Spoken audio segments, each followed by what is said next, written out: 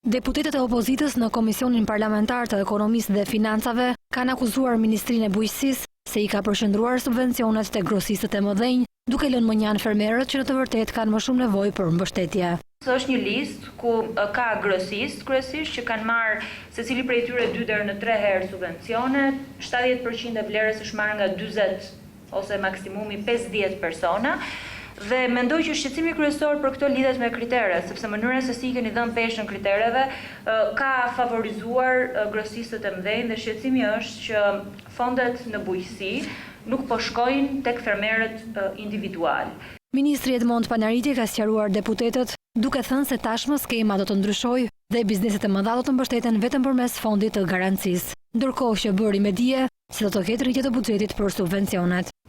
Parat e subvencioneve të grantit do t'i orientojmë kryesisht drejt fermerëve, kurse financimin e pikave të mëdha të grumbullimit, magazinave frigoriferike nuk do ta bëjmë më nëpërmjet të fondeve të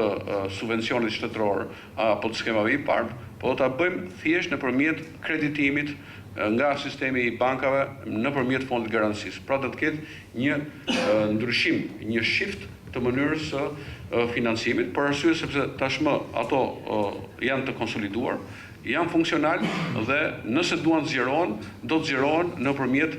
kredisë të favorshme nëpërmjet fondit të garancisë. Ndër të tjera, Ministri i Bujqësisë kërkoi një fond shtesë prej 700 milion lekësh për investime në argjinatura, si dhe mbështetje për kompensimin e fermerëve, bagëtitë të cilëve janë prekur nga sëmundja dermatoza nodulare.